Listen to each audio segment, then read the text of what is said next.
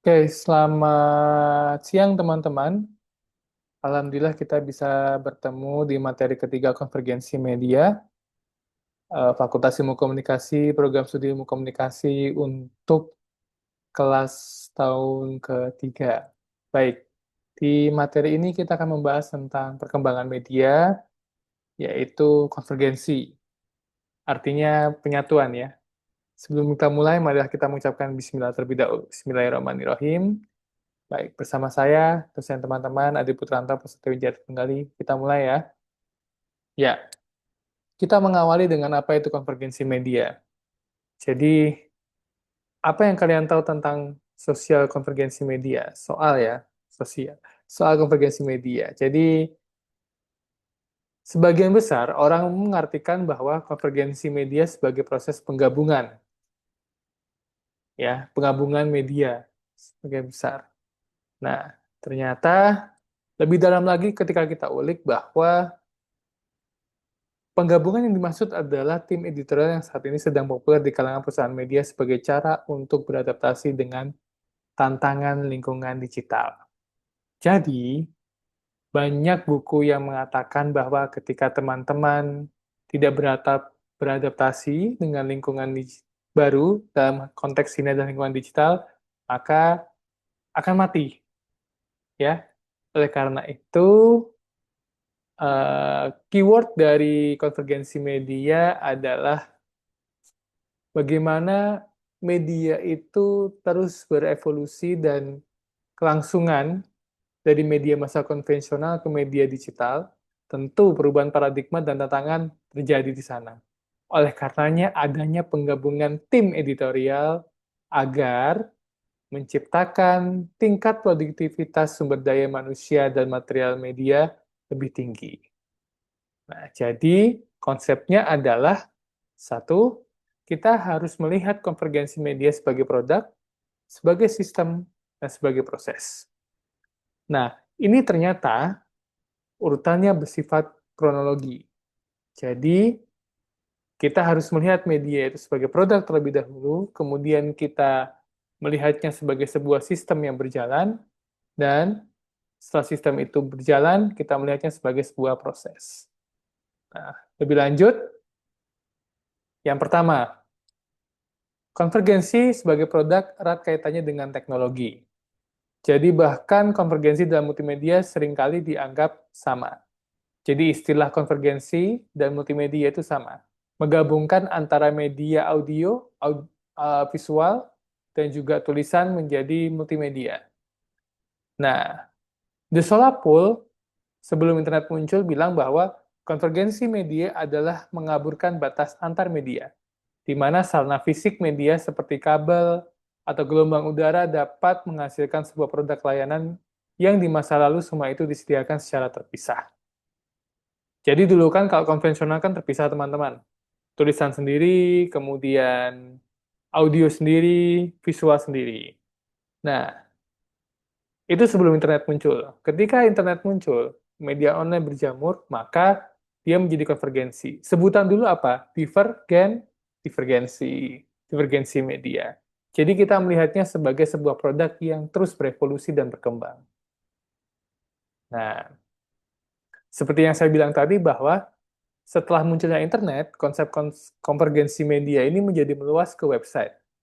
Pavlik tahun 96 mendefinisikan konvergensi media sebagai berkumpulnya semua bentuk komunikasi yang dimediasi dalam bentuk elektronik dan digital yang digerakkan oleh komputer. Perhatikan, Pavlik tahun 96 itu membuat definisi berdasarkan tiga kata kunci. Yang pertama adalah komunikasi yang dimediasi, satu, bentuk elektronik dan digital, dua, dan digerakkan oleh komputer.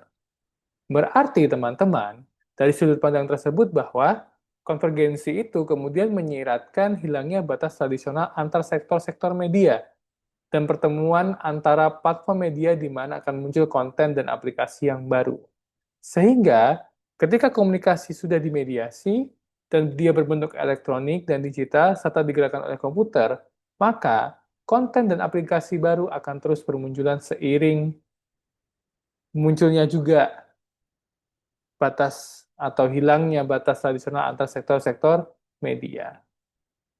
Itu ya. Nah, ketika sudah tahu bahwa batas itu semakin memudar, maka kita melihat konvergensi media sebagai sebuah sistem. Tadinya, kita sudah merumuskan bahwa konvergensi itu merupakan hasil dari pertemuan teknologi yang kemudian dilihat oleh beberapa peneliti bahwa fenomena konvergensi ini yang akan mempengaruhi sistem. Sehingga konsep-konsep konvergensi perlu mempertimbangkan tidak hanya aspek instrumental saja, tetapi juga aspek lain dari produksi dan konsumsi media. Sehingga dia dilihat sebagai sebuah sistem. Makanya, konvergensi dianggap sebagai sebuah fenomena yang mempengaruhi keseluruhan sistem.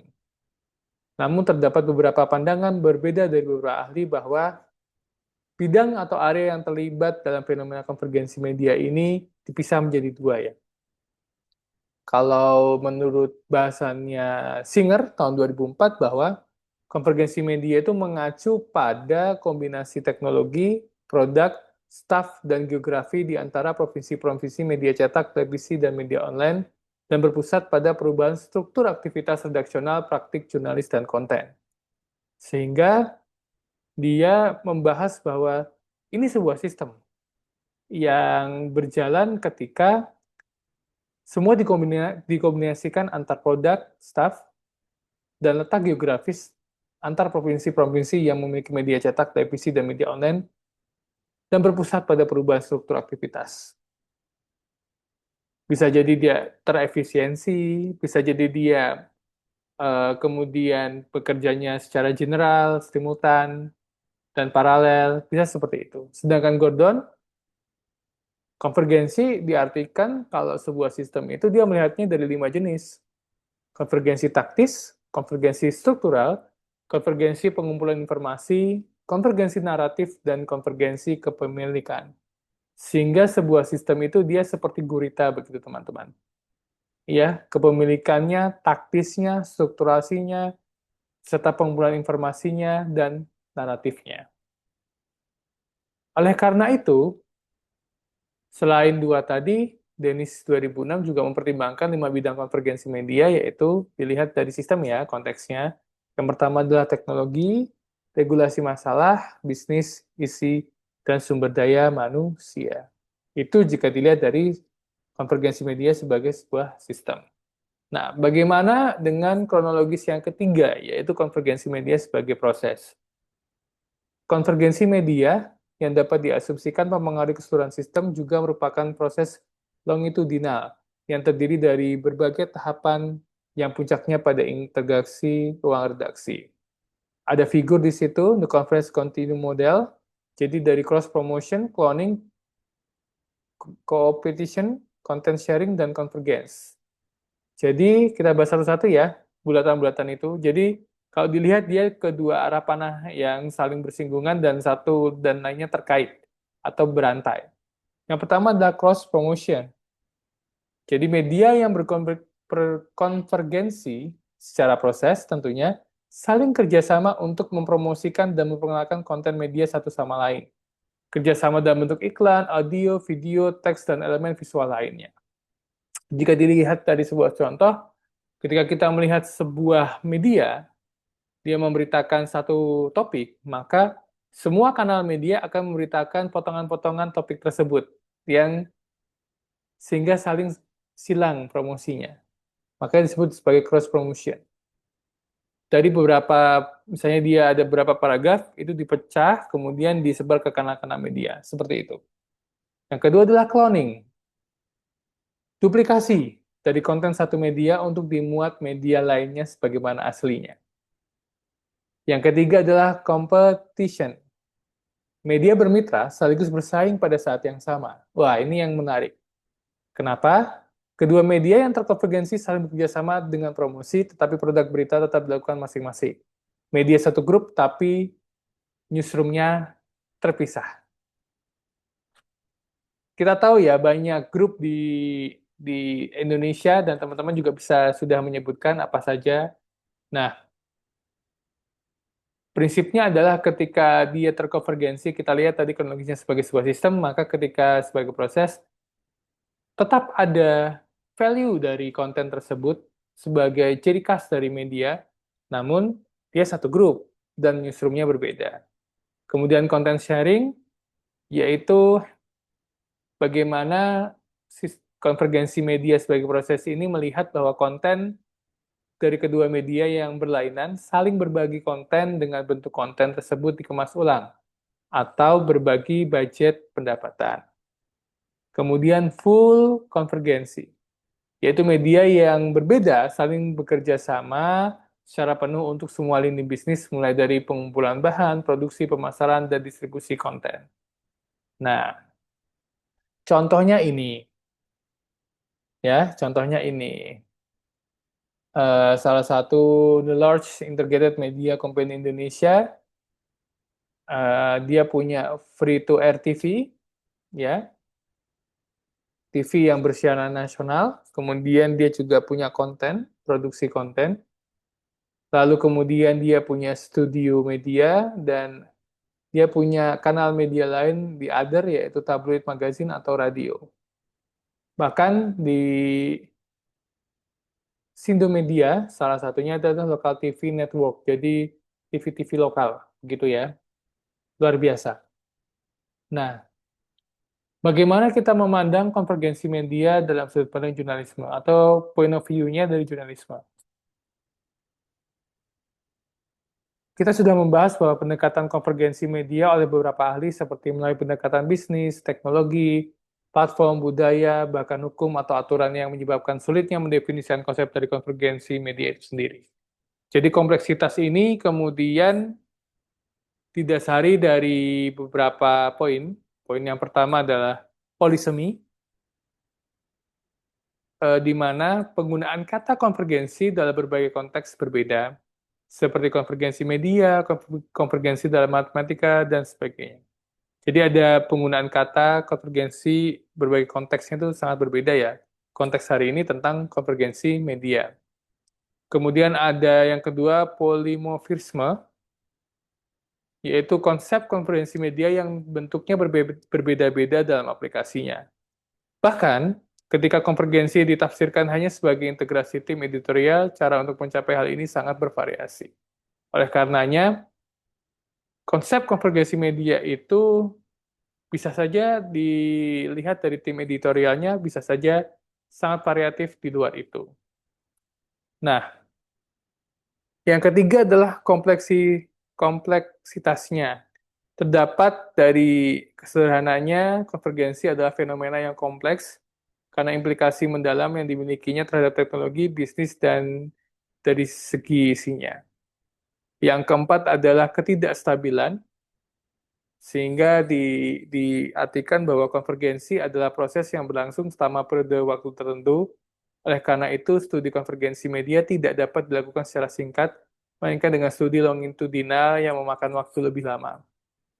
Kemudian yang kelima adalah kedekatan. Proses konvergensi media telah dipercepat dan digandakan karena dampak teknologi digital. Skala besar dari proses tersebut membuat waktu untuk menganalisis dan membuat konseptualisasi konvergensi media menjadi lebih sulit. Nah, jadi menurut Schaeffer dan Veklis tahun 2012, mendefinisikan konvergensi media dalam sudut pandang jurnalisme berdasarkan poin-poin tadi, bahwa konvergensi dalam jurnalisme adalah proses multidimensi yang difasilitasi oleh penerapan teknologi komunikasi digital, mempengaruhi teknologi, aspek bisnis, profesional, dan editorial media. Kelima hal tersebut dibantu oleh integrasi alat ruang, metode kerja, dan bahasa yang sebelumnya terpisah, sehingga jurnalis dapat menulis konten untuk didistribusikan melalui berbagai platform, menggunakan bahasa yang sesuai di setiap media. Oleh karenanya, kita melihat jenisnya, konvergensi media. Pertama adalah konvergensi teknologi, multiple platform. Sejak awal sejarah jurnalisme telah dikaitkan dengan teknologi inovasi ya, maka Kita memulainya dengan ditemukannya mesin cetak oleh Johannes Gutenberg, menggantikan sistem percetakan jurnalisme yang sebelumnya, belum menggunakan mesin cetak, jadi pasti tulis tangan. Kemudian ditemukan siaran radio, lanjut ke telegraf dan telepon, digunakan untuk mengirimkan informasi. Kemudian revolusi besar terjadi di televisi elektronik, di mana ada gambar dan suara, bahkan tulisan diserang menjadi satu, dan kemudian step ke media dengan jaringan, yaitu internet. Nah, di multiple platform ini, inovasi teknologi saat ini dipimpin oleh perusahaan telekomunikasi, produsen perangkat komputer, dan pengembang aplikasi digital. Tiga itu ya. Sehingga media cenderung mengadopsi pendekatan multiplatform untuk produksi dan difusi informasi. Bahkan proses digitalisasi mewajibkan perusahaan berita untuk bermigrasi dari model produksi yang dibatasi hingga tingkat tertinggi media seperti koran kertas, transistor radio, pesawat televisi, ke model lain yang lebih canggih secara teknologi. Bayangkan teman-teman, dari koran kertas ke transistor radio ke pesawat televisi, langsung ke model lain yang lebih canggih secara teknologi. Dan sampai hari ini masih terus berevolusi. Sehingga cara masyarakat mengkonsumsi berita pun berbeda. Gaya hidup juga berbeda. Kalau mungkin zaman dulu kita masih langganan koran, tiap pagi, mungkin zaman sekarang kita sudah bisa menikmati informasi berita dari mana saja, kapan saja, dan dalam kondisi seperti apa. Kenapa? Alat elektronik yang cenderung lebih portable dan interaktif itu memiliki pilihan multimedia. Nah, untuk menjawab tantangan tersebut, perusahaan berita harus menyesuaikan, harus beradaptasi.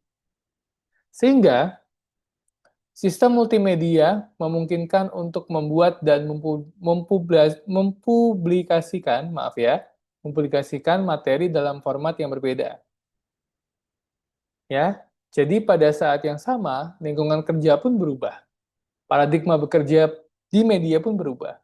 Tim redaksi yang sebelumnya terpisah saat ini bergabung menjadi satu, tidak lagi diatur menurut media mana karya mereka diterbitkan, melainkan menyesuaikan dengan jenis konten yang mereka miliki. Perubahan ini tidak hanya mempengaruhi masing-masing media, tetapi juga menciptakan editorial dan sistem komersial yang baru di antara mereka. Sehingga fenomena ini dapat juga tersebut sebagai jurnalisme cross-media atau multi-platform. Itu ya. Jika ada pertanyaan, mungkin bisa disampaikan di kolom komentar nantinya. Lalu, kedua adalah konvergensi media. Konvergensi media ini konsentrasi bisnis atau konvergensi bisnis. Ketika tadi kita bicara tentang cross media, saatnya kita bicara tentang bisnis media.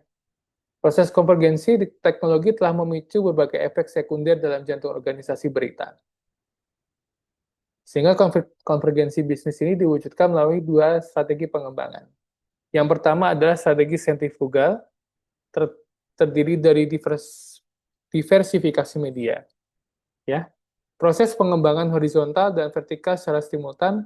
Pada bidang horizontal, pertumbuhan terdiri dari melipat gandakan kehadiran mereka di media yang berbeda dan pada platform yang berbeda, baik dengan meluncurkan proyek baru atau dengan memperoleh publikasi yang sudah ada sebelumnya. Jadi, ini sebuah strategi secara bisnis, namanya sentrifugal. Kata kuncinya adalah ketika media itu bisa menggunakan semua kanalnya atau platformnya yang berbeda-beda, baik konteksnya meluncurkan proyek baru atau dengan memperoleh publikasi yang sudah ada, itu kemudian di-retouch kembali. Sehingga proses pengembangan horizontal dan vertikal secara simultan. Jadi, kata kunci di strategi sentrifugal ini adalah simultan. Pada bidang horizontalnya, pertumbuhan terdiri dari melipat gandakan kehadiran mereka di media yang berbeda platform. Ya, jadi audiens dihadirkan dari media, dekat dengan media dengan berbagai platformnya. Apapun itu. Nah, jadi ini salah satu strategi yang harus teman-teman pahami. Kemudian yang kedua adalah, Yang pembangunan vertikal itu terjadi dalam bentuk pembelian perusahaan dan bisnis yang hadir di surantai nilai perusahaan. Misalnya produk hiburan dan berita.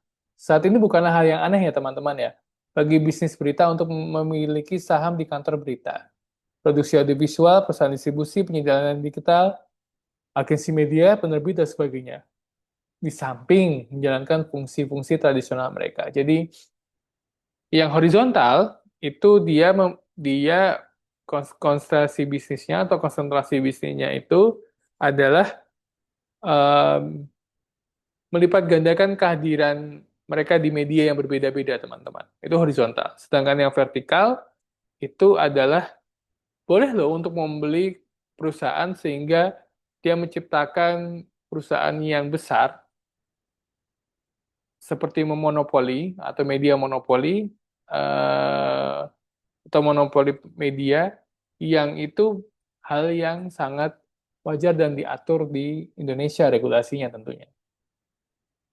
Itu sentrifugal. Strategi yang kedua adalah sentripetal. Pemahamannya adalah dalam bisnis berita dapat didefinisikan dengan menggunakan istilah yang umum di sektor bisnis yaitu konsentrasi. Ya, konvergensi tidak hanya menghasilkan penggabungan perusahaan berita di tingkat bisnis, tetapi juga dalam konsentrasi proses dan produksi. Sehingga media mengatur ulang tim editorial untuk menghasilkan cara produksi berita yang lebih fleksibel dan beragam yang dapat beradaptasi dengan syarat platform digital baru.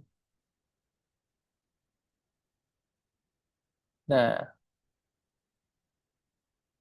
hal ini imbasnya adalah mengubah pola kerja jurnalis seperti yang tadi saya singgung di depan. Perubahan ini disebut sebagai polyvalence. Polyvalence itu jurnalis yang terbiasa untuk melakukan tugas tunggalnya seperti menulis, fotografi, desain, riset untuk satu publikasi, namun saat ini perusahaan berita mencari jurnalis yang mampu melakukan berbagai jenis pekerjaan dan fleksibel untuk bekerja di media yang berbeda. Jurnalis dipaksa untuk menghasilkan lebih banyak berita, lebih cepat, dan jam kerja lebih panjang dengan gaji yang tidak memadai. Gaji yang tidak memadai ini tergantung dari regulasi masing-masing industri media. Polyvalence dapat menjadi pedang bermata dua ya, karena bisa jadi hal tersebut dilakukan bukan hanya adaptasi digital saja, melainkan untuk memotong biaya atau memberi pekerjaan lebih banyak yang pada akhirnya akan mengurangi kualitas akhir berita. Bayangkan bahwa dulu jurnalis dapat melakukan riset yang mendalam untuk satu topik berita saja, namun kemudian sekarang dalam tanda kutip adaptasinya adalah dia harus tidak hanya satu berita tapi lebih banyak berita, lebih cepat, bahkan terkadang multitasking sehingga yang dikhawatirkan adalah akan mengurangi kualitas akhir dari berita yang disajikan. Nah, ada tiga varian dari polyvalence. Yang pertama adalah polyvalence fungsional, dianggap sebagai multitasking yang mengacu pada penggandaan tugas-tugas praktis yang dilakukan oleh jurnalis di dalam dan di luar departemen redaksi. Jadi multitasking. Yang kedua adalah polyvalence tematik. Kebalikan dari jurnalisme khusus, jurnalis harus menulis semua topik berita. Dulu itu jurnalis punya spesialisasi, mana jurnalisme olahraga, mana jurnalisme entertainment, mana jurnalisme headline news, dan sebagainya. Nah, dikarenakan tim redaksi sangat kecil, sehingga jurnalis tidak punya pilihan lain selain membahas berbagai topik dan mengembangkan keterampilan pelaporan secara menyeluruh. Yang ketiga adalah polyvalence media. Bentuk pekerjaannya ganda, teman-teman, di mana seorang jurnalis bekerja untuk beberapa media dalam waktu yang bersamaan. Itu ya. Jika ada pertanyaan, sekali lagi dapat dikirim ke kolom komentar ya. Terima kasih. Nah, dari pembahasan hari ini bahwa kita harus memahami konvergensi media sebagai sebuah fenomena yang luar biasa besar dan sedang dalam waktu ini terus berevolusi menjadi media-media alternatif itu. Dan selamat datang di Masyarakat Informasi. digital native, dan semua serba akan mengarah ke sana. Nah, untuk hari ini sampai di sini dulu. Kita akan membahas tentang topik-topik lain yang menarik tentang konvergensi media di kemudian hari. Jika ada yang ingin tanyakan, dapat menghubungi saya atau tulis di kolom komentar. Terima kasih. Kurang lebihnya mohon maaf. Ya, saya stop share dulu. Oke, sampai jumpa di lain waktu. Kurang lebihnya mohon maaf. Selamat belajar. Terima kasih. Dadah.